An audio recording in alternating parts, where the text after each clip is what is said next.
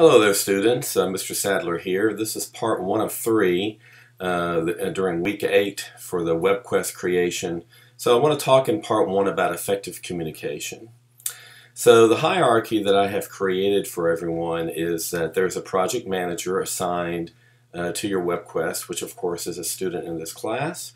And then there are 4 other members, so there's 5 total people in every group or team, except of course for one group or team which has only 4. So the way that I have originally designed it is that if you have a question, you need to send that question first to your project manager. And the project manager can choose to either shelve the question, kind of put it aside and maybe ask me later, or certainly directly answer you if they know the answer to the question. And the way it's been going for the past couple of weeks and will continue, of course, is that I'm up here somewhere in the cloud. And that's not me, of course, that's just a clip art of me. But the project manager has been sending me checkpoints every Friday and letting me know how everybody's doing and how cohesive everyone is working together. And again, these checkpoints are not just for them to look at. I want every person on the team to look at these checkpoints to make sure that you know what you need to be doing in the week in which we are. So it goes without saying that if you have a question, you can kind of bypass the project manager and you can ask me directly, which some of you have. So at this point in week 8, everyone should have already been assigned a certain section to do in the Webquest. And if this is not the case, then project managers go ahead and assign people a job. And these jobs, which what I'm showing here is just an example, this isn't really, how it should be or whatever.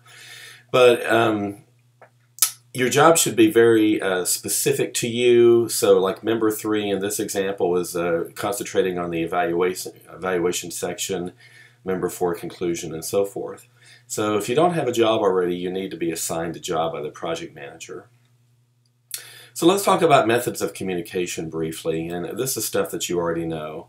So the 3 that I came up with is email, text and phone, and face-to-face. And the discussion board is somewhere in here, probably under email, but I didn't think about it until later. Now, in my opinion, the emailing, which it sounds like most of you guys are emailing each other back and forth, possibly texting.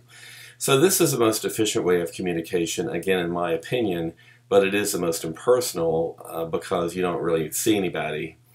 And if you want to meet face-to-face, again, I mentioned it before in a previous video, then you can, and that's certainly a personal way of communicating, but it could be a logistical problem because of where you guys are and, what time do you want to meet and all that kind of stuff.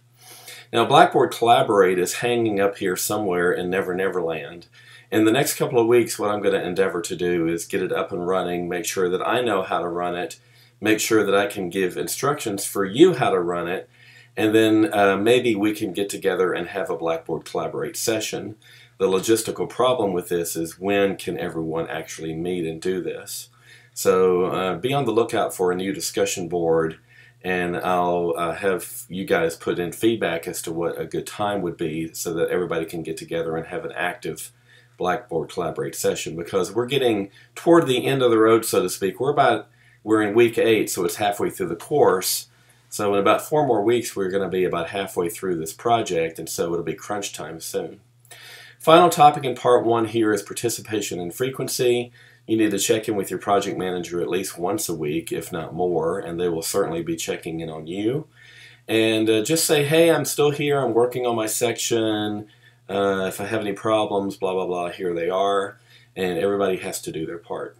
So part 2 of this series for week 8 is going to be possibly the most important part. It's what I've been receiving more feedback about. And it's the nitty-gritty and the details about how to do your own section. So stay tuned.